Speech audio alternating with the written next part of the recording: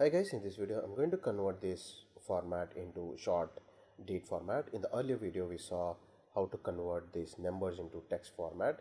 So I'm going to convert this as a short format, which is I'm going to use this time text function, and then I'm going to select the cell reference. And now, like earlier we wrote three times each one, so I'm going to write only one time. So I'm going to use only date and month. So we'll explore multiple scenarios here. Let's say date and month, that is only I want. You can see only date and month is reflecting. Let's say instead of comma I want hyphen. It works. Or else forward slash. So it's totally depends on your requirement.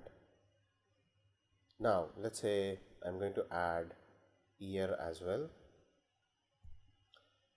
Instead of writing entire one, I just want to write short form of year. Let's see how it writes. So instead of writing 2024, it just writes 24.